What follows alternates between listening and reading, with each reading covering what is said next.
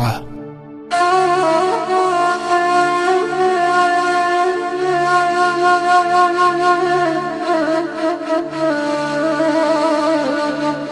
وتراوى دعاء مۆخونا وەڕۆکی ئیمانە بەو مانایی تێکڕای ڕەگەزە سەرەکیەکانی ئیمان لە دوعا کۆ بێتەوە، چونکە ئەگەر موهیمە و گرنگی ئیمان بریتی بێت لە پەرستنی خوای گەورە وەکەوەی کە خوددا ئەوێت و داواکات، لەوە تێگەین کە ئیمان لە ماناکردەیەکەیدا بریتیە لە پەرستشی خوای گەورە، واتە عیبادەت.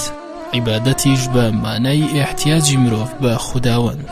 بۆیە لە دوعادا جگەلەوەی مرۆڤ ئاعتراف بە بچووکی خۆی لە بەرامبەر گەورەی خوددا کات کە دەستی ئیحتیاجیش بەرزەکاتەوە و ئەپاڕێتەوە لە خوددا، ئەی سەلمێنێک کە ئەو هەمیشە و لە هەر هەل و مەرجەکا بێت و لە هەر جێگە و مەقامێکا بێت پێویستی بە خوددا و پشتیوانی خوددا هەیە. دوعا بە پاڕانەوە تەفسیر کراوە لە زمانی کوردیدا. پاڕانەوە بە تەواوی مانە مرۆڤ ئامادە کات داواکاریە کە هەیەی بە باشترین شێوە داوای بکات. پاڕانەوە بە تەنیا ئامادەیەکی جەستەیی نییە، بەڵکو ئامادەیەکی ڕۆحیشە. واتە لە پاڕانەوەدا مرۆڤ ئەوەندە حزورێکی ڕۆحی هەیە کە ئەتوانێت هەستی نزیک بوونەوەی لە خودای گەورە لە خۆیدا بەرجەستە بکات.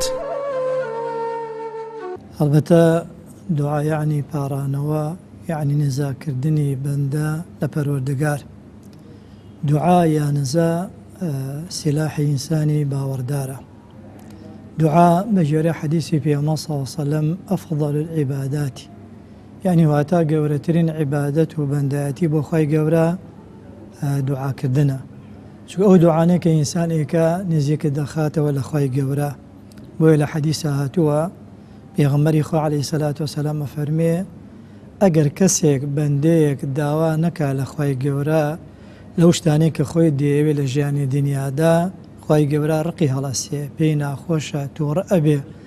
لەبەرەوەی خوای گەورە زۆر زۆری پێ خۆشە کە بەندەکانی خۆی هەر کاتێکەوە کێشەیەک مشکلەیەک ناڕەحەتی ڕوویدا بپارێنەوە لە خوای گەورە و داوا بکەن لە خوای گەورە.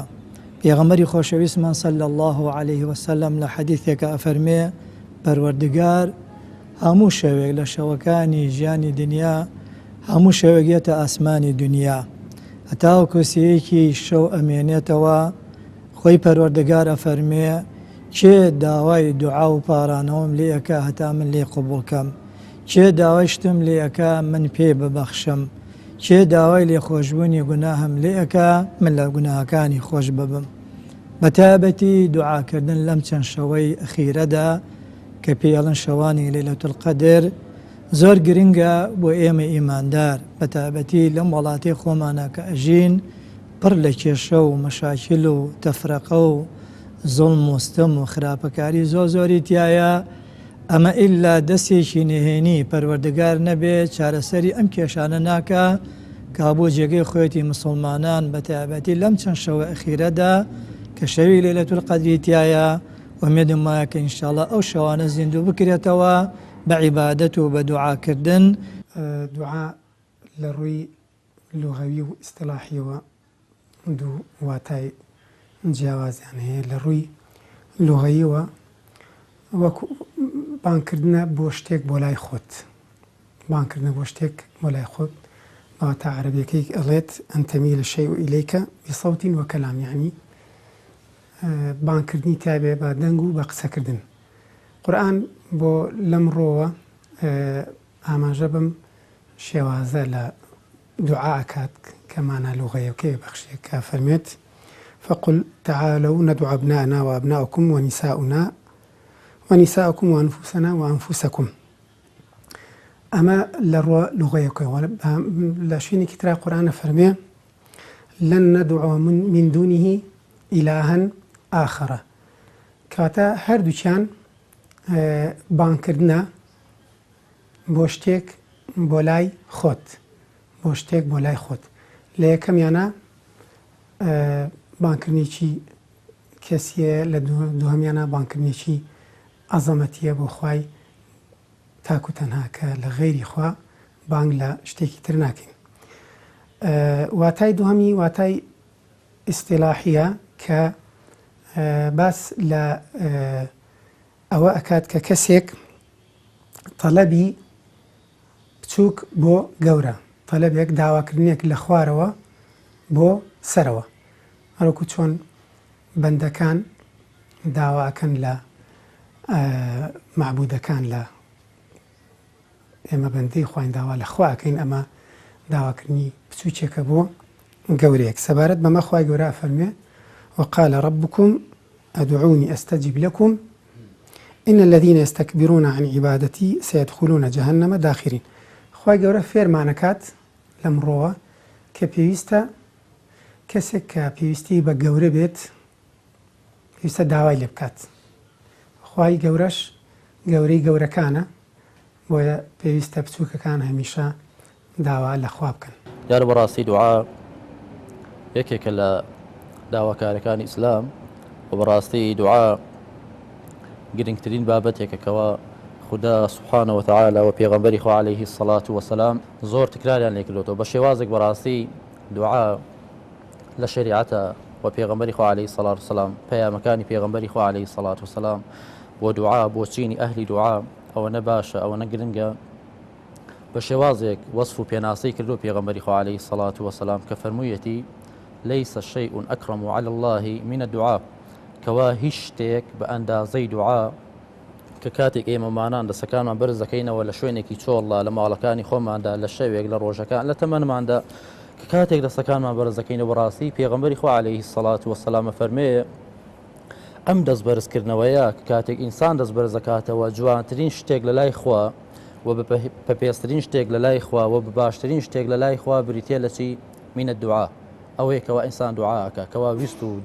داواکانی احتیاجەکانی محتیاجەکانی داوا ئەکا لە ڕەب العالەمین ئەو ڕەب العالەمینی کەوا ئەسڵەمەدە و هەموو لایەکمان بەڕاستی پێویستمان احتیاجیمان بە خوددا هەیە لە فەرمودەیەکی تردا پێغەمبەری خوا عليه الصلاة والسلام ئەوەنە حەریسە لەسەر دوعاکردن ئەوەنە دوعاکردن تکرارەکاتەوە ئەوەنە داوا ئەکا ئومەت و شوێن کەوتوانی دوعا بکەن ئەفەرمی ئەو خوددا مەزنە سبحانه وتعالى کە کاتێک بەندەیەک دەست بەرز دەکاتەوە لە سووچێکی مزگەوتە لە سووچێکی ماڵەکەیدا لە ناو تەکسیەکە لە دائیرەیەکە لە ناو هەر ئیش و کار و مهنەیەکەوە هەیەی کە کاتێک ئێمەمانان دەست بەرز دەکەینەوە پێغەمبەری خوا عليه الصلاة والسلام بە شێوازێک هانمانەدا بە شێوازێک دڵخۆشمانەکە بە شێوازێک ئەڵێ دوعا بکەن ئەفەرمێ خوددا سبحانه وتعالى لە دەستەکان تا شەرمەکە یعنی کاتێک ئینسان دەست بەرز دەکاتەوە جا ئەم ئینسانە ڕەش پێستا سپی پێستا هەر لەون وەج و ڕەنگێکی هەیە هەر خاک و نیشتیمانێکی هەیە هەر لە هەر کوچە کۆڵانێکە کە کاتێک دەستەکانی بەرز دەکاتەوە خودای هەموو عالەمینەکان سبحانه وتعالى ئەو خودایەکەوە ئەم هەموو ئاسمان و زەمین و کەوک و شەمس و نەوجم و هەموو شتەکان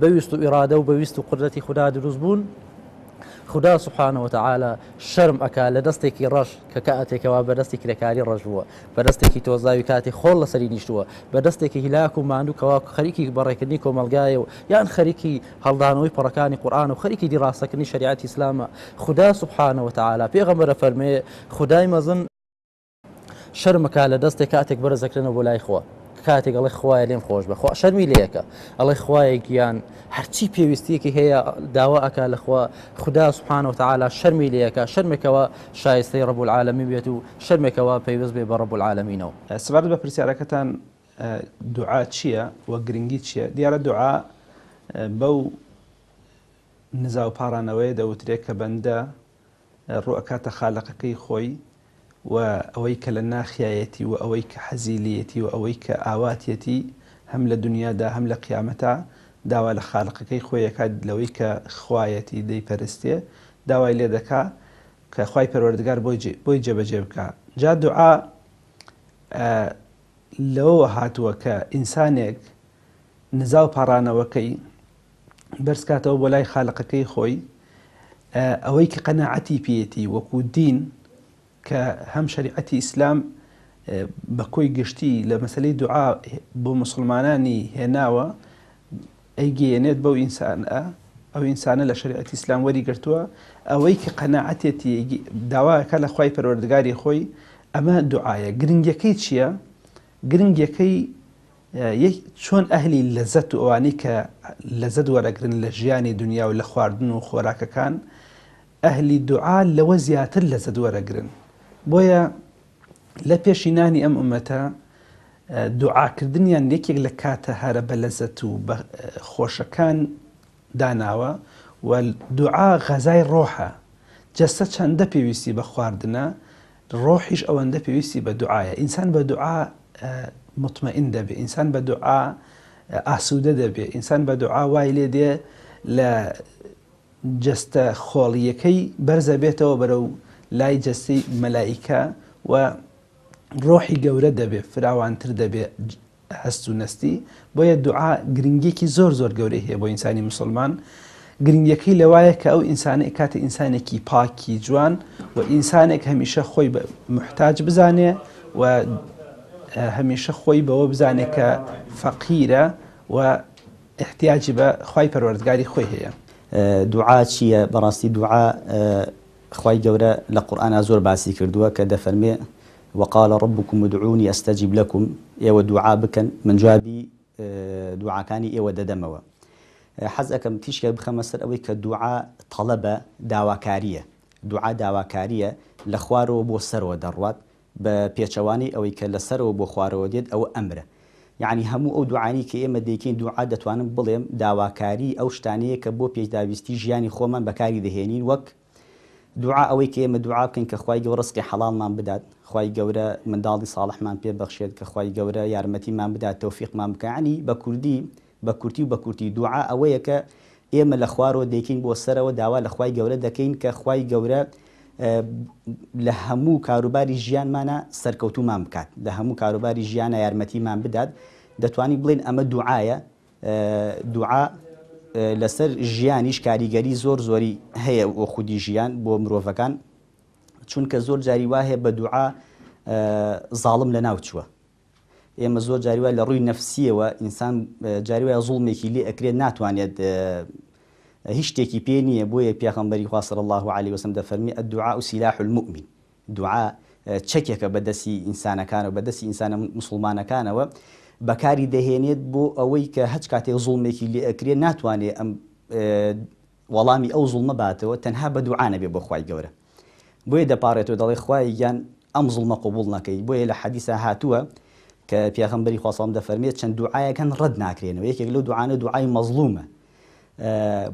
ئەوە تا ئێمە بە بەرچاوی خۆمانەوە بینیمانە کە زۆر جار زاڵم هەبووە بەهۆی دوعای مەزلومەوە خوای گەورە لە ناوی بردووە کە دوعاوە واقع ئەو کە هەبووە لە عێراقا.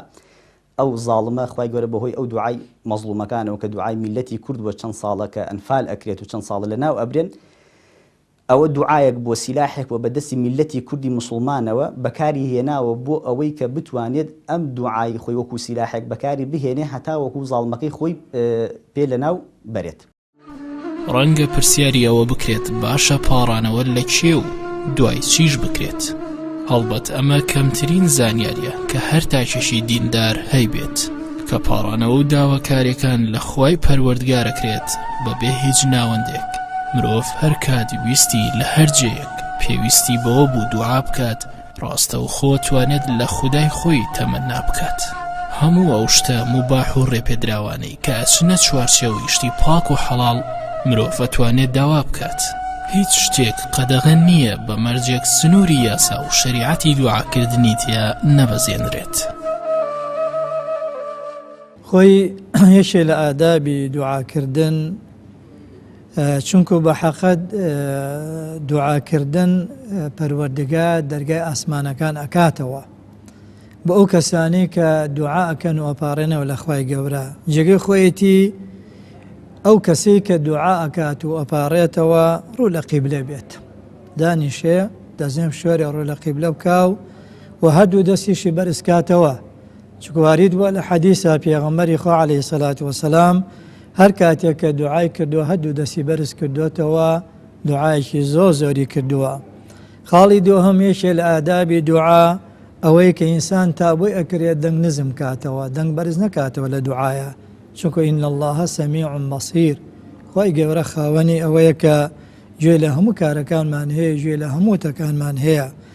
یەکتر لە ئادابەکان ئەوەی هەر کاتێک کە ئینسان دوعای کرد بە ئەسماء الحوسنا دوعا کە بڵێ خوای ژیان بۆ خاتی ناوە پیرۆزەکانی خۆت، و هەروە ئەگە کردەوەی جوانیشیە بۆ بڵێ خوای ژیان داوا لێ یەکەم ئەم دوعانم لێ قبوڵکەی، خوای ژیان ئەم ناڕەحەتی ئەم مەشاکیلە کە هەیە لەم وڵاتەیە لە ماڵ و مناڵمانە لە هەر شوێنێکە هەیە خوای گیان لێمان قبولکەی ئەو دوعانەمان لێ قبولکەی بەڵام کردەوە جوانەکانی ژیانی دنیاشی بکاتە وەسیلە وەکو سەحابەکانی پێغەمبەر صلی الله علیه و سلم هەر کاتێکە دوعایان کردووە کۆمەڵێک چاکەی سەردەمی ڕابردوویان کردووەتە وەسیلە بۆ قبولکردنی دوعاکانیان.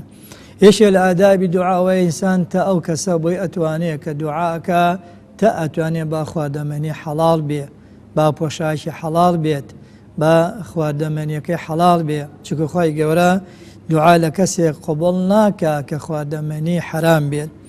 یەکێک لە ئادابەکانی دوعاوە ئینسان لە دوعا بێتاقەت نەبێ، حتا بۆی ئەکری ئیلحاح بکا لە دوعا، نەڵێ وەڵاهی من دوعام زۆر کردووە لای خوای گەورە بەڵام خوای گەورە لێ قبول نەکردوم. هەر کاتێکیش کە دوعامان کرد سێجار دوعاکە دووبارەکەینەوە، چونکە پێغەمبەری خوا عەلەیهی سەلات وەسەلام هەر کاتێک کە دوعای کردووە دوعاکانی سێجار دووبارە کردوێتەوە. شێوازی دوعاکردن لە قورئانە باس لە کاتی نوێژەکانەکە، باس لە وەستاویەکە، باس لە سجود و لە ڕکوعەکانەکات و لە هەمان کاتیشا کاتی دوعاکانمانێ نەک هەر شێوازەکان. باشترین شێواز ئەوەیە کە ئینسان هەتا بۆی بکرێت لە نوێژەکانەوە بە تایبەتی لە کاتی سوزدەکانە. ئەگەر طبعاً ئێمە حاڵەتی دوعاکردنیشمان هەیە کە واجبە ئینسان لە ناخۆشی و خۆشیەکانە پەنا بۆ خوا بەرێ دوعا بکە، داوا لە خوا بکە. یعنی لەو کاتێک کە ئینسان تووشی ناڕەحەتیەک بێ ئەو کاتە مفەزەڵانەیە کە ئینسان داوای پارانەوە لە خوا بکە و لەو کاتانەشە کە لە خۆشیەکانایە. بۆیە لە هەردوو بارەکە نوێژ ئەو حاڵەتە ئەو شێوازە کۆکاتەوە بە دەرەجەی یەکەم کە دوعای تایە قبوڵەوە، هەروەها ڕوو لە قیبلەبوون کە مەرجی سەرەکیە کە ئینسان ئەگەر ئاگای لە خۆی بوو لە حاڵەتێکی شپرزەیانە بووە باشە هەموو سنوورەکانی دوعاکردن پارێزێ، وەلەو ینی لە حاڵەتی ئیستێراریە کە ئینسان زۆری بۆیەت و لەژێر چەپۆکی زۆر لێکەرێکایە کە خوای گەورە فەرمێ فەئین تولوا وجوهکم ئەینەما تولوا وجوهکم فثم وجه الله. پێمانەڵێ ڕوو لە هەر چۆ بکەن ڕووی خوای لێ، یا با بڵین ڕووی لە ئێمەیە. بۆیە یعنی ئەو کاتە ئەمێنێتەوە سەر نێتی دڵی کەسەکەەوەی لا لەو کاتانە کە ئینسان ئاگای لە خۆیەتی و پێویستە وا بڵین سونەتەکانی دوعا بەجێبێنەوە باشە ڕوومان لە قیبلە بێت. بەڕاستی زۆرکردن کە ئینسانی مسلمان بزانێت چۆن دوعاکە و دوعاکانی لە چێ داواکە. یعنی بەڕاستی دوعاکردن ئینسان سەرەتایە بزانی چۆن دوعاکەی کە کاتێک تەشبیه نەبێ ولله المەثل الأعلى کاتێکە چیتە بەردەمی هەر کەسێک بەڕاستی سەرەتا مقدمەیەک پێشەکەیکی جوان دانەی بۆ ئەوەی کەوا ئەم قسانی کە ئەیکەی ئەم بەرامبەرە لێت وەربگرێت. چ ئەگەر هات و ئەم بەرامبەرە سوبحانه وتعالى خوا بێ، ئەم خوایە بەڕاستی ئینسان پێویستە سەرەتا مقدمەیەکی جوان دابنێ، داواکاریەکی جوان لە بەرامبەر خودادا تقدیم کا و پێشکەشکا بۆ ئەوەی خدا سبحانه وتعالى هەر شتێک لە ئاستیا گوت و هەر پێداویستەیەک گوت ئیلا خوا لێت قبولکە. سەرەتا بەڕاستی پێویستە ئینسان ڕووی لە قیبلە بێ، دەستەکانی بەرزکاتەوە، پاشان ئەو کاتانێکەوە پێغەمبەری خوا عەلەیهی سەڵات وسەلام ئاماژەی پێکردن کەوا کاتی مەخسووسن پێویستە دوعای تیادا بکرێ بە تایبەتی دوای نوێژەکان، یا خول لە کاتی بەڕۆژوبوونە یا خول لە کاتێکی شەو نوێژە یان بەڕاستی لە کاتی عەرەفەدا. ئەو کاتانێکەوە پێغەمبەری خوا عەلەیهی سەڵات وسەلام دابەشی کردن کەوا دوعاکردن تێدا پێویستە. ئەمە خاڵێکە بەڕاستی ئەبێ هەموو لایەکمان بزانین چۆن دوعا ئەکەین. ئیمڕۆ زۆر دوعا ئەکرێ بەڵام نازانین چۆن دوعا بکەین. ئەمە خەلە لە ڕاستیدا ئەبێ مسلمانان ئاوڕی لێ بدەنەوە. دوعاکانمان ڕوو لە چێ بێ. بەڕاستی دوعا الدعاء هو العبادة. دعاء كردن بريتيا لشي لعبادة لبرستنا برستشي خداي مهربان سبحانه وتعالى بلكو برستشيكي زور ببيز وزور بهيزي شكي إنسان براسي أبي إلا وبالله تنها لخدا سبحانه وتعالى داوي دعابك تنها لخوا بيوسكاني داوابك لغير خوا براسي هاوار ونالو شين وقلي خوي للاي غير إخوانك چونك براسي أجر هاتو خوا فنام دا هركاتك إما داوا ما کرد لە غەیری خواج ئەم غەیری خوایە ئیتر دابەژەوێ بەسەر پێغەمبەرە بەسەر کەعبەیە بەسەر هەر شتێکا کەوا بە خەیاڵ و بەسەر ئەندێشەی مرۆڤەکاندا دێ على كل إنسان براسي أبي تبقى دعاء كردن تنها وتنها مخصوصة بتايبتها بخداي مهربانه يعني تنها وتنها إنسان أبي الأخوة داوابك أجر هاتو خوافنا ما داوا ما كل غير إخوة أو براسي أشد قلبي الشركة وإنسان براسي توشي تاوان وتوشي معصية بجال برهم براسي مشجاري مسلمانان أو كإن تنها وتنها لخدا داوابكن چونکە بەڕاستی دوعا عیبارەتیش لە چێ داوا ئەکرێ تەنها لە خودای ئەرحەم الراحیمین داوا ئەکرێ لە غەیری خوا بەڕاستی دوعاکردن جائز نییە و بە شێوازێک باش نییە. دوعاکردن دیارە ئادابی خۆی هەیە، ئادابی دوعاکردن ئادابێکی زۆر هەیە. یەکێک لەو ئادابانە باشتر وایە ئینسان بەدەستی دەستنوێژەوە بێ و هەندێک کات هەیە دەست بەرز کاتەوە بۆ لای خوای پەروەردگاری خۆی لە ئادابی دوعاکردنێکی کەن دەست بەرزکردنەوەی کە دەست بەرزکردنەوە پێغەمبەری خوا صلی الله علیه وسلم فەرمێ خوای پەروەردگار حەیون کەریمە شەرمەکە لە بەندەیەکی کە دەستەکانی بەرزکاتەوە بۆ لای پەروەردگاری خۆی و دەستی بە خاڵی بگێڕێتەوە. ئەمە یەکێک لە ئادابی دوعا. ئادابی دوعا گرنگترمان هەیە لەوە گرنگتر کە ئینسان دەبێ خۆراک و خواردنەکەی پاک و حەڵاڵ بێ. ئەگەر خۆراک و خواردنی حەڵاڵ نەبێ پاک نەبێ ئەو کاتە دوعاکردنەکانی بەڕاستی خەساردمەندی تایە، ئیستیجابەی تیانە. ئادابی دوعا بریتێ لەوە یەکەمیان جارێ بە حەمد و سەنا دەست پێ بکەی. پێش حەمد و سەنا پێش هەر نزا و پاڕانەوەیەک ئەرزم کردن کە دەبێ خواردنی حەڵاڵ بێ، جلوبەرگی حەڵاڵ بێ. ناکرێ بەندەیەک لە حرامە بژی بەتەما بێ دوعای لێوەربگیرێ، نابێ بەندەیەک لە ناو کوڕ و کۆمەڵێکا بژی کە لە مەعسیەت و تاوانان بەتەما بێ دوعاکانی قبول بێ، نابێ خواردن و خۆراکی حرام بێ دوعا بکە. بۆیە دەبێت ئەسڵ وایە خواردن و خۆراکەکەی حەڵاڵ بێ، دوای خواردن و خۆراک ئەو کاتە ئادابی دوعای دیکە دێنە پێشەوە کە بە حەمد و سەنا دەست پێکە و سەڵاوات لەسەر پێغەمبەری خوا صلی الله علیه وسلم لێ دەدا. دوای ئەوە دوعای معسیەت ناکە. کە دوعای معسیەتی نەکرد ئەو دوعایانەی کە لە قورئان هاتوون باشترین دوعایە کە دوعاکەی پێغەمبەری یونسە لا إله إلا أنت سبحانك إني كنت من الظالمين. دعا كان كلا قرآن وارد بون لسنتي بيغمري خواه صلى الله عليه وسلم وارد بون. يكيك لآدابي دعاي بيغمري خواه صلى الله عليه وسلم ويكا زۆربەی دوعاکانی سێ جار دووبارە دەکردەوە. سێ جار دووبارەکردنەوە تەئکید کردنەوەی لەسەر ئیستیجابە و قبول بوون. ئەو ئادابی دیکەی دوعایە. ئادابی دیکەی دوعا ئەوەیە کە ئەو مەکانی کە تایەتی مەکانێکی پاک بێ، شوێنێکی باش بێ. خەڵکێک نابێت لە شوێنێکی کە معسیەت و تاوانی تیا دەکرێت لەوێ بەتەمابێ خواپەرستی بکات. دەبێ هەم مەکانەکەت و هەم وەختەکەت وەختی قبولبوونی دوعا بێ. ئەمە ئادابی دوعای. ئادابی دوعامان زۆرن. ئینسان دەبێ لە کێ بپارڕێتەوە. ئادابی دوعاوەیە کە ئینسان لە خوای خۆی بپارڕێتەوە. هەر هاوارکردنێک قورئان پڕە لە ئایەتی وە، هەر هاوارکردنێک لە غەیری خوا بەتاڵە. داواکردن لە غەیری خوا کارێکی نابەجێیە و کارێکی شرکیە، دروست نییە، حرامە. ئینسان ئەبێ وەکو موسڵمان دوورکەوێتەوە لە هەموو نوزا و پاڕانەوەیەک لە خەڵکی. ئادابی لە غەیری خوای پەروەردگار. ئادابی دوعای دیکەمان هەیە کە ئینسان دەبێت لە بینی خەوف و ڕەجا بژی. خەوف و ڕەجا واتە بە تەمای ڕەحمەتی خوای پەروەردگار بێ، لەو لاوە ترسی لە عەزابی خوای پەروەردگار هەبێ. ئەم خەوف و ڕەجایە ئینسان شەوق و زەوقی بۆ دروست دەبێت کە زیاتر دوعا بکە بپارڕێتەوە. لە مەسەلەی دوعاکردن خوای پەروەردگار فەرمێ ئودعونی ئەستەجب لەکم. لە من بپارڕێنەوە خوای پەروەردگار فەرمێ. کەواتە ئەم ئایەتە بەڵگەیەکی زۆر ڕوون و ئاشکرایە کە هاوارکردن لە غەیری خوا حرامە و کارێکی نادروستە و قبول نابێ. نەک هەر قبول نابێ بەڵکو محاسبەش ئەکرێ و سزا ئەدرێ لەسەری دوعای وا بکە و بپارێتەوە لە غەیری خوای پەروەردگار. ئێمە گەر بگەڕێنەوە بۆ فەرمایشی پێغەمبەری خوا صلی الله عليه وسلم کە لە حەدیثێکا دەفەرمێ الدعاء هو العبادة. دوعا عیبادەتە، پەرستشە. جا مادەم پەرستش بێت و دوعا عیبادەت بێ دەبێ دوعاکانمان تەنها بۆ خوای گەورە بێت، تەنها لە خوای گەورە بپارڕێنەوە لە ذاتی خۆی. هەموو دوعاکانمان پاڕانەوەکانمان تەنها لەو بێت چونکە بە عیبادەت خوای گەورە بۆمان دەنووسێت. ئەگەر بە پێچەوانەوە لە دوعاکانمان لە غەیری خوای گەورە بێت پاڕانەوەکانمان، خوای گەورە بە مخالفەی مەفهومەکە ئەوەیە کە ئێمە خوای گەورە بەتاوان لەسەرمان دەنووسێت. بۆیە دوعا عیبادەتە، تەنها دەبێت لە خوای گەورە بکرێت. ئێمە دەتوانین باسی شتێکی تر بکەین ئەوەیە کە ئادابی دوعا چیە بەڕاستی، چونکە ئێمە دەست بۆ لای کەسێک بەرز بۆ لای زاتێک بەرز دەکەینەوە کە دروستکەری هەموو دروستکراوەکانە، ئەویش کە خوای گەورەی جەلە جەلالوهو. چەند ئادابێک هەن کە زانایان دایان ناوە کە ئێمە بتوانین ئەو ئادابەنە جێبەجێ بکەین، هەم بۆ ئەوەی کە ئادابێکی جوانە، هەم بۆ ئەوەشی کە بتوانین بڵین بۆ ئەوەی کە دوعاکانمان قبول بێت. يعني ئەم ئادابانە پەیوەستن بەوەشەوە کە بتوانین کە دوعاکانمان پێی قبول ببێ. جا یەکەمیان کە زانایان دەفەرمون باش وایە ئینسان شوێنێکی باش هەڵبژێرە بۆ شوێنی دوعاکە کە تایە بکە، ئەویش باشترین شوێن وەکو پێغەمبەری خوا ئەفەرمێ صلی الله علیه وسلم نزیکترین شوێنێک عەبد کە لە منەوە نزیک بێت لە سوجدایە، بۆیە لە سوجدا ئێوە دوعا زۆر بکەن. یعنی یەکێک لە ئادابەکانی دوعا بووی کە دوعاکانیشمان قبول ببێ ئەوەیە کە ئێمە لە سوجدا دوعا بکەین زۆر بپارڕین لە خوای گەورە.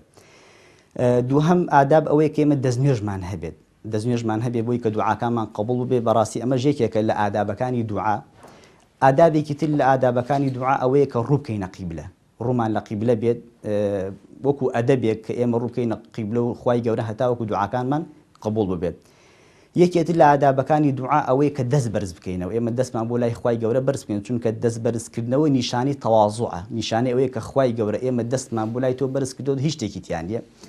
دەوترێ کاتێک عومەری کوڕی عەبدولعەزیز ڕەزا و ڕەحمەتی خوای گەورەی لێبێ کاتێک کە وەفات دەکا وەسیەت دەکا کە دەڵێن مردم هەردوو دەستن لە دارتابوودەکۆ بێنە دەرەوە، وتیان بوتی لەبەی کە هەموو خەڵکی بزان دەستی من هیچی تیانی و زۆر محتاجیشم بە خوای گەورە. جایەکێک لە ئادابی دوعا ئەوەیە کە ئینسانی موسڵمان دەستی بۆ لای خوای گەورە بەرز بکاتەوە، دوعا بکە. پێغەمبەری خوای صلی الله علیه وسلم شەڕی بەدرە کاتێک کافرەکان سێ ئەوە دەبوون بەرامبەر بە موسڵمانەکان، پێغەمبەری خوا صلی الله علیه وسلم هاو دەستی بەرز کردەوە بۆ لای خوای گەورە فەرمی خوایان ئەگەر ئەم ئومەتە ئەمانە لە ناوبەری لە دوای ئەمانە کەسێکی تر نییە تۆ بپەرستن. یعنی دەستیشی ئەوەندە بەرز کردەوە چەند جارێک عەباکەی کەوتۆتە خوار و بەیان خستۆتە سەرشانی. یعنی ئادابی دوعا بۆ گیرابوونی دوعاوەیەکە لە ئادابەکانی ئەوەیە کە دەبێت ئینسانی موسڵمان دەرز بەرز بکاتەوە بۆ لای خوای گەورە، دەستی پان بکاتەوە، چونکە نیشانی تەواضوعی ئەو مرۆڤەشە. یەکێتر لە ئادابەکانی دوعا باش وایە دەستپێکردنەکەمان بە سوپاسی خوای گەورە بێ، ئەلحەمدولله وەسەڵات وسەلام عەلا نەبینا محەممەدین، ئاوا بە سوپاسی خوای گەورە بە سڵاواتدان لەسەر پێغەمبەری خوا بێ صلی الله علیه وسلم، چونکە هەم هۆکارێکە بۆ هەم ئادابێکە و هەم هۆکارێکیشە بۆ گیرابوونی دوعا.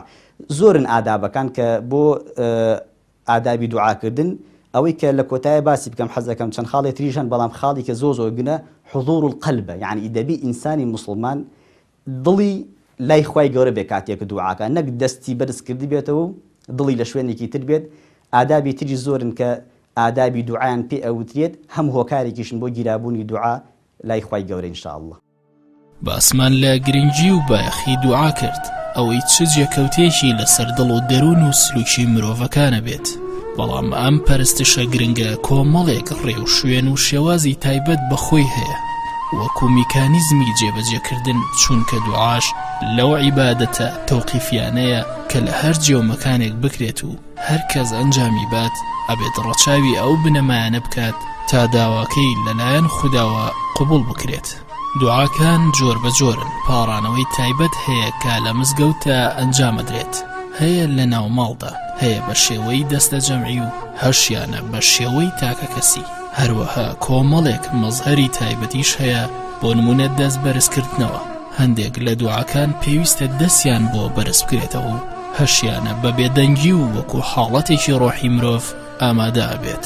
باشتریشە ئەگەر لە کاتی دوعاکردندا ڕوو بکرێتە قیبلە و جلو بەرگی ئینسانەکە پاک و خاوێن بێت.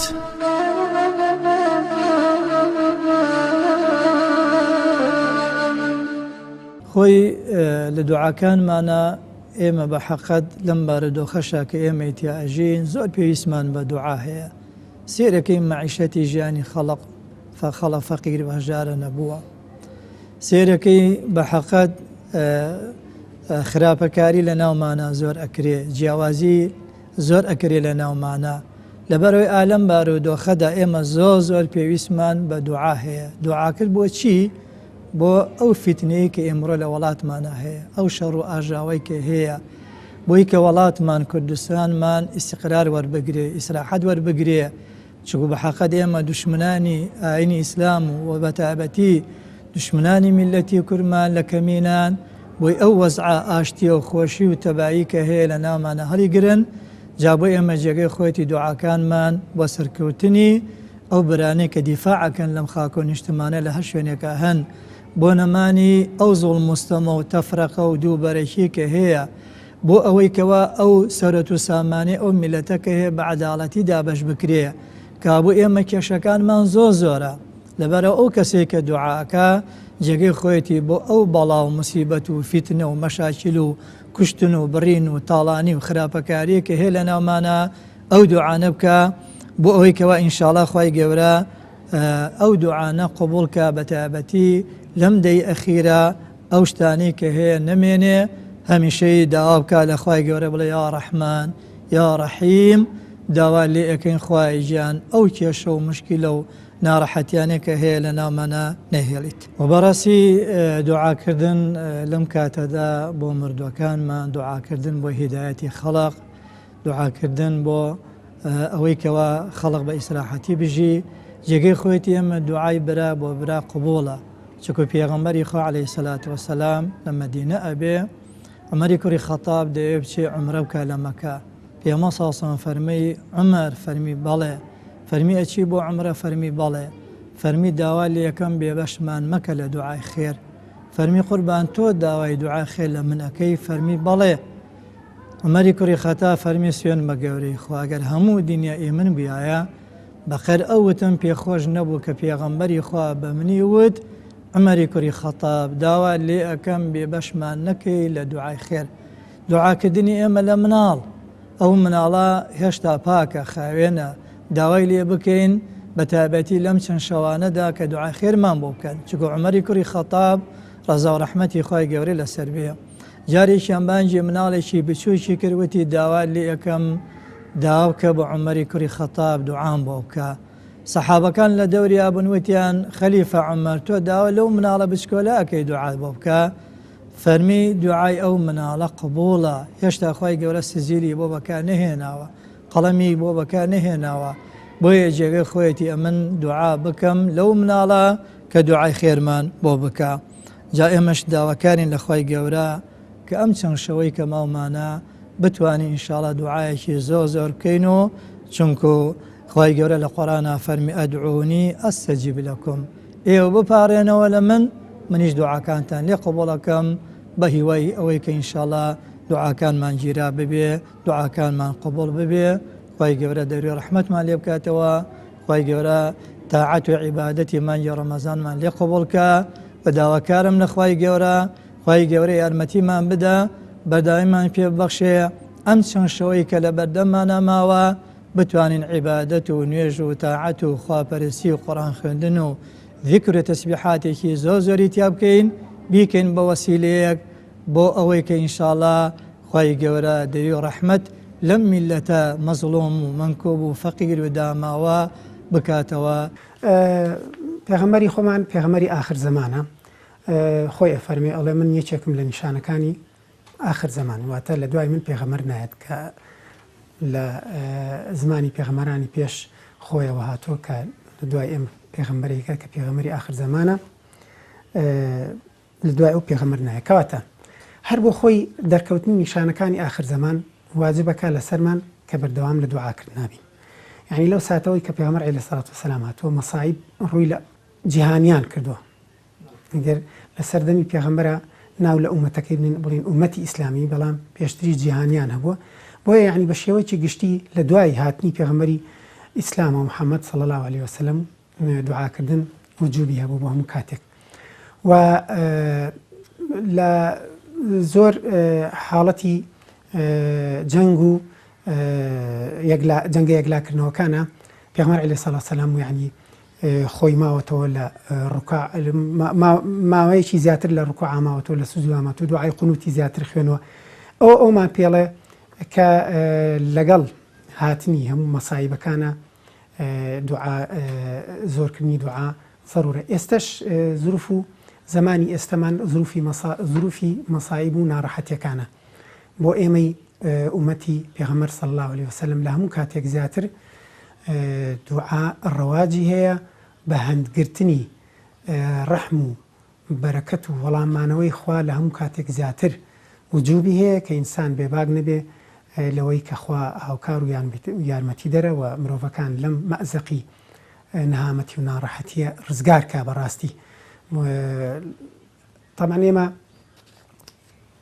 شتێکمان هەیە کە کاتەکانی دوعاە یعنی کە واجب بوو لە ظروف و زمانێکی وەکو ئێستا کەواتە ئەو کاتانی کە دوعای تیا وجوب کردو کە قبوڵە، ئەو کاتانی کە دوعای تیا وجوب کرد کە قبوڵە بریتە لە نوێژەکان، بریتە لە پێش خۆر ئاوابوون، بریتە لە سەعاتی جمعە، بریتە لە کاتی بارانبارینە، کاتی لافا و بوومەلەرزە و کاتی سوزدە و لە کاتی دانیشتنی نێوان دوو خۆتبەکانە. ئەمانە یعنی لە ئێستا زیاتر لە هەموو کاتێک واجبی سەرشانی مسلمانە کە بمێنێتەوە و دوعای زیاتر تیا بکە وەک لەوەی نوێژەکە عیبادەتەکە لە کۆڵ کاتەوە بێمانەوە بۆ پاڕانەوە بە چەند دوعایەک لە خوای گەورە.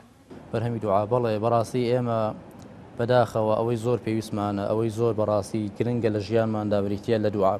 دیارە هەموو عیبادەتێک لە ڕاستیدا بۆ ئەوەیە کە ئینسان لەگەڵ خوادا سوبحانەهو وتەعالا دانەبڕێ. یەکێک لە دوعاکە لە عیبادەتەکانیش بریتە لە دوعا، کە کاتێک ئینسان دوعا ئەکا بەڕاستی گرنگە ئینسان دائیمەن ڕەبتی هەبێت لەگەڵ خوا، و باشترین ڕەبتێک و وەزووترین ڕەبتێک وەزووترین گەیشتنێک بەخوا سوبحانەهو وتەعالا بریتە لە دوعاکانمان. چونکە ئەگەر ئێمە سیر بکەین هەموو عیبادەتەکانی تر پێشەکەی خۆ ئامادەکردنێکی ئەوێ، بەڵام دوعاکردن فەورەن یەکسەر دەست بەرزکەرەوە، جا ئیتر بە هەر زوبانێک، بە هەر دەنگێک، بە هەر ڕەنگێک، بە هەر شێوازێک لە خوددا ئەپاڕیتەوە، خوددا سوبحانەهو وتەعالا ئاگای لێتە و گوێبیستی دوعاکانتە. لەبەرەوە بەڕاستی کۆمەلگای مسلمانان بەڕاستی لەم زوروف و زەمانەداکەوە خەم و خەفەر زۆرە، ئێش و ئازار، نەخۆشی، دڵتەنگی، ناڕەحەتی، سەر ئێشە پێش ئەم شتانە هەموو بەڕاستی بەرۆکی هەموو لایەکمانی گرتووە. پێویستە بەڕاستی ئێمە دوعا بکەین، زۆر پێویستمان بە دوعایە. ئای خۆزگە ئێستا ئێمە هەموو لایەکمان ئەگەر ئەمانزانی تام و لەزەتی دوعاکردن، ئەو تام و لەزەتی کەوا پێغەمبەری خوا لێ کردووە، ئەسحاب لێ کردووە، ئەگەر ئێمە بمانزانایە بەخوا هەموو شەو ڕۆژەکانمان تەرخانە کرد بە دوعا. بەڵام بەداخەوە ئیمڕۆکە مسلمانان لە کۆمەلگای مسلماناندا دوعایەکی کاڵ و کرزکی، دوعایەکی بەپەلا، بەڕاستی ئینسانەوێ پێشەکی دابنێ، مقەدیمە دابنێ، وەسفی خوا بکە، خۆی بچووکاتەوە لە بەردەمی خوا. و پاشانیش ئێمە کەوا دوعا ئەکەین، ئایا ئەم هەموو دوعایە بۆ قبوڵ نابێ؟ ئەبینین لە کوچە و کۆڵان و مزگەوتەکان و خەڵک هەر ئاوارە کاتە خوا، خوای ئەوم بۆ بکە، خوای ئەوم بۆ بکە. باش ئەم شتانە بۆ چی نایەتە دی؟ ئەمە بەڕاستی ئینسان کۆمەڵە شتێ ئینسانە بێ بەڕاستی لە ژیانی دابێنێتە دی کەوا جلوبەرگی حەڵال بێ، خواردنەوەی حەڵال بێ، خواردەمەنی حەڵال بێ، و پاشان دوعایەکە دوعای تاوان نەبێ، دوعای چۆڵی پسڕانی سیلەی ڕەحم نەبێ. هەر کاتێک ئەم خاڵانە هاتە دی بەڕاستی ئینسان دوعاکانی شوێنی خۆی پێکێ، خوا ئیستیقبالی ئەم دوعانەی لێکا. بەڵام کەسێک بەڕاستی ئەگەر خواردن و خواردنەوە و جلو و پۆشاک و هەڵسو و کەوت و دانیشتنی حەڵال نەبوو، بەڕاستی وەکو پێغەمبەری خوا عەلەیهی سەڵات وسەلام فەرموویەتی دوعاکانی لێ وەرناگیری و لێ قبوڵ نییە. ئایا ئێمە بەروبوومی دوعا چییە؟ بەڕاستی بەروبوومی دوعا ئینسان هەر کاتێک دوعا بکە، لە هەر کاتێکی ژیانێ، لە شەو ڕۆژەکانێ، لە تەمەنێ، لە عومریا، هەر کاتێک دەستی بەرزەکاتەوە بۆ لای خوا، ئیلا خوای میهرەبان سوبحانەهو وتەعالا لێی قبوڵەکە. وقال ربكم ادعوني استجب لكم. اما فرماني خوايا فرمانك خوا سبحانه وتعالى داري كردوبه مطلقي بو همو مروفايتي بو همو انسان كان بو همو ايمان داران كوا اي خلقينا اي مروفا كان اي ايمان داران اي دروس كلاوه كان اي انسان كان ايوا لمن بارينا والا مجابتنا دمو. والله آية ليرة دا برسالك ديتا دي مسلمان رانقا برسال بكان باش ام اوهم دعاء اكين ئەوهم بلاڵانەوەی ئەوم پاڕانەوە لە کاتێکا کەوا تایبەتمەندەکان و ئادابەکانی دوعاشی تێدا هەیە، ئەرێ بۆچی دوعاکانمان قبوڵ نابێ؟ ئەمە بەڕاستی پرسیارێکە حەقی خۆیەتی خەڵک پرسیارکە و حەقی خۆیەتی بانخوازان و ئەهلی دینیش بەڕاستی جوابی ئەم پرسیارانە بدەنەوە، کە ئەمیش پێغەمبەری خوا عەلەیهی سەڵات وسەلام پێش هەمومان جوابی داوەتەوە، کە ئەویش ئەوەی پێغەمبەری خوا فەرموویەتی هەر کاتێک ئینسان دوعا ئەکا ئیلا سێ شتی بۆتە دەزی. باشە کە کاتێک تۆ داوای هەر شتێکەکەی ئیلا خوا ئەگەر پێی بەخشی ئەو پێتە بەخشی، ئەمە سیفەتێکیان. ئەگەر پێی نەبەخشی ئیلا بە ئەندازەی ئەم هەموو دوعای ئەکەی ئیلا خوا مصیبەت و خراپەکاری و شەڕ و ئاژاوە لێ دوور دەخاتەوە، یانەوە تا لە ڕۆژی قیامەتدا خوا قەرەبوور بۆ کاتەوە. کەواتە بێت تێبگا ئینسانی موسڵمان کاتێک دوعاکە خوا وەڵا چۆڵی ئەم احتیاجی پێداویستیانی بۆ پڕ ناکاتەوە إلا لأمسي خاڵە بەدەر نییە. یەک لە یەکیش باشتریشم، یعنی بەڕاستی تۆ لە دنیادا بۆ منە کەسێک داوای سەرۆت و سامانەکە، ئەگەر خوا سەرۆتی پێ نەبەخشی بە ئەندازەی دوعاکەی لە شەڕ و ئاشاوە فیتنەی پارێزی، ئەمە باشتر لە سەرۆتەکەی. ئەگەر ئەمەش نەبوو لە ڕۆژی قیامەتدا خوا ئەیخاتە بەر ڕەحمەت و میهرەبانی و سۆز و لێخۆشبوونی خۆی و ئەیخاتە ناو بەهەشتەوە، بۆ یەک لە یەک باشترە نەها. جا لەبەرەوە ئینسان بەڕاستی ئەبێ بەم شێوازە بیت کاتەوە. ئەمە خاڵێکن بەڕاستی ئینسان قەت مەویز نەبێت لە دوعا بڵێ من وەڵا دوعا ناکەم خوا جواب ناداتەوە، نەخێر. خوای میهرەبان هەر کاتێک بە ئیخلاسەوە بە یەقینەوە بە خوشوعەوە بە زەلیلیەوە لێی پاڕێتەوە بەڕاستی ئیلا خدا سبحانه وتعالى دوعاکانمان وەڵام ئەداتەوە ئینشاءالله. هەموو کاتێک مسلمان پێویستی بە دوعایە، لەو ساتەوەی کە لە دنیاە دەتوانێت دوعا بکە و بپارێتەوە تا ئەو ساتی دەمرێ وەفات دەکات، پێویستمان بە دوعایە. ئەوە پێغەمبەری خوایە صلی الله عليه وسلم ئەو هەموو دوعایەکە ئەو هەموو پارانەوەی دەکا ئەو هەموو نوێژە دەکا کە هەم دوعای پێدەوتری ئەفەلا ئەکون عەبدەن شەکوورا. دوعاکردن بەڵگەیە لەسەر ئەوەی کە ئێمە شکری ئەو نیعمەتەمان کردووە کە خوا پێی داوین و ئەوانش کە هێشتا دەستمان نەکەوتووە ئەو دوعایانە دەکەین کە خوای پەروەردگار پێمان بەخشێ. باشترین دوعا بۆ ئینسانی مسلمان ئەوەیە کە داوا لە خوای پەروەردگاری بکات کە خوای پەروەردگار لێی ڕازی بێ، لێی خۆش بێ، لەگەڵ ساڵحانە کۆی کاتەوە لە قیامەتە و لە دنیادا لەگەڵ کۆڕ و کۆمەڵی مسلمانانە جەمعیکە هاوڕایکە کۆی کاتەوە. دوعای ترمان هەیە کە کاتێک کە داوای بەهەشت دەکەین با داوای فیردەوسی ئەعلا بکەین، کاتێک کە داوای بەهەشت دەکەین داوای ڕفیقایەتی لە ڕفیقاتی پێغەمبەری خوا و یارانی بکەین خوایان لێ ڕازی بێ، داوایەوە بکەین لە دنیادا خوای پەروەردگار کاتێک کە دەمانژێنێ بە ئیسلامەتی بمانژێنێ و کاتێک کۆتایی بە تەمانمانێنێ لەسەر ئیسلامەتی و ئیمانداری بێ. ئەمە دوعای گرنگن. دوعای ترمانەیە خوای پەروەردگار تووشی بەڵایەکمان نەکا و تاقیکردنەوەیەکمان نەکا لە شەریعە دەرنەچین. ئەمە گرنگە. هەندێک خەڵک هەیە کاتێک کە تووشی بەڵاو ناڕەحەتیەک دەبێ لەو ئیبتیدا و تاقیکردنەوەی دەرناچێ، بۆیە تاقیکردنەوەکان بە بەردەوامی دەبن، بە بەردەوام ژیانی مسلمان بریتە لە تاقیکردنەوە. ئەم دوعای زۆر گرنگە کە بپارێتەوە خوای پەروەردگار بە شتێک تاقیم نەکەیتەوە لە شەریعە دەرنەچن، بە فیتنەیەک یەخەم پێ نەگیرێکە لە شەریعە دەرنەچن. بۆیە دوعایەوە بکەین کە خوای پەروەردگار لە دنیادا سەرکەوتو سەرفرازمان کە و لە قیامەتیشا سەربەرز و سەرفرازمان کە. ئەمانە دوعای گرنگن.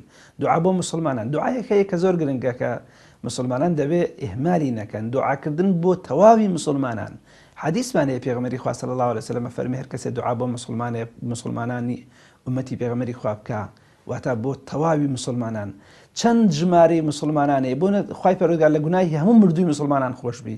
ئەم دوعایە زۆر ڕستەیەکی کورتە، بەڵام چەندە مسلمان وفاتیان کردووە ئەوەندە چاکە و حەسەنات دەچێتە سەر میزانی حەسەناتت.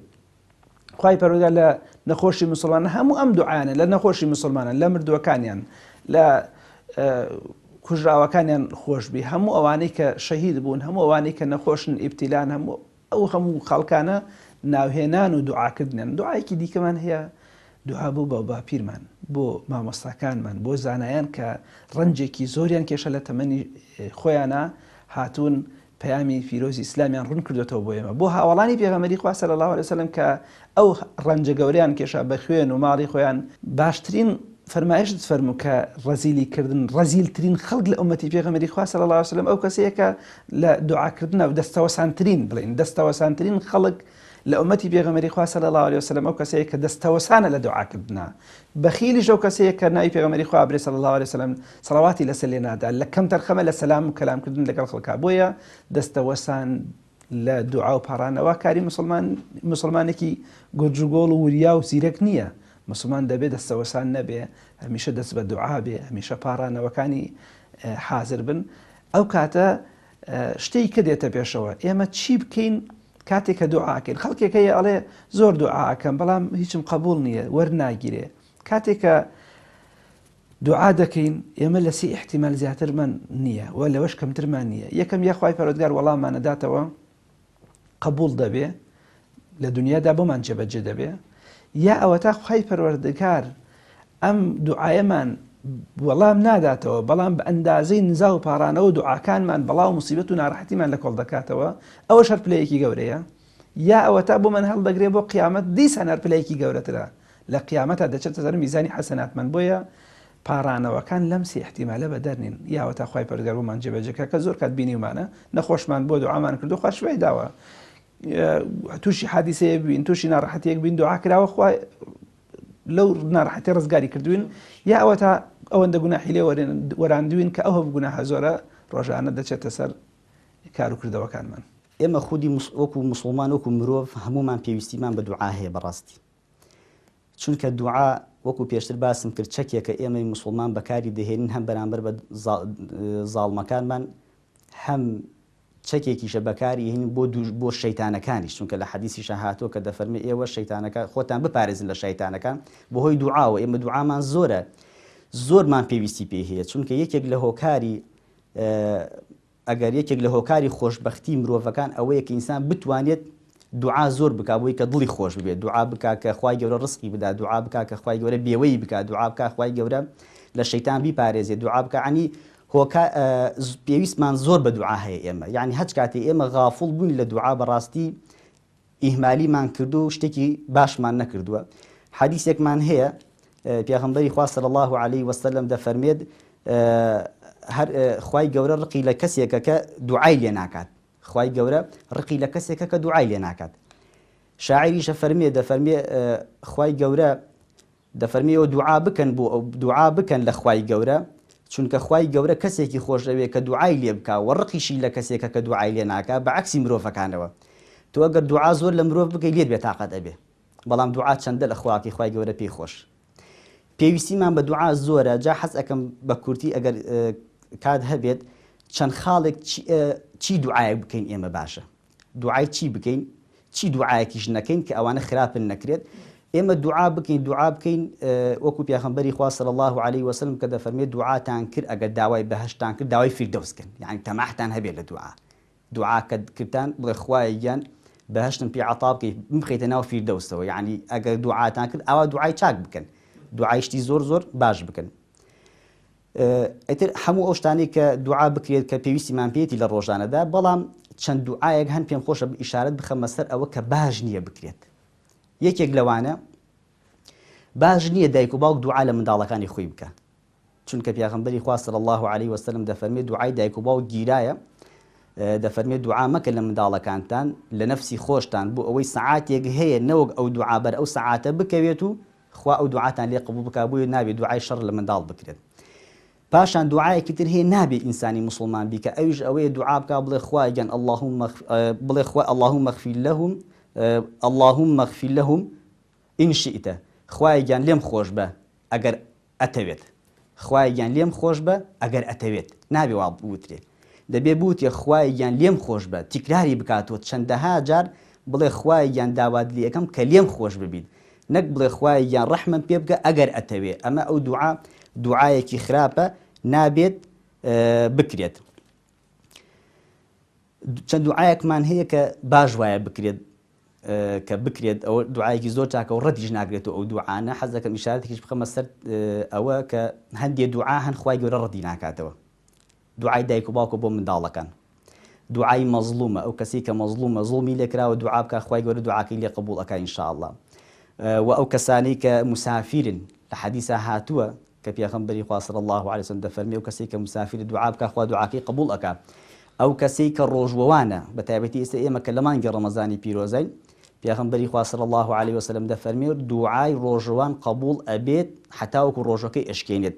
ئەوەش یەکێتر لە دوعانەی کە ڕەت ناکرێتەوە. پاشان دوعا بکەی بۆ برا مسلمانەکەت بە نهێنی بە غەیب، هەر کەسێ دوعا بکە بۆ برایەکی مسلمانی خۆی بە غەیب بە نادیاری، خوای گەورە ئەو دوعاش قبوڵ ئەکا ئینشاءالله.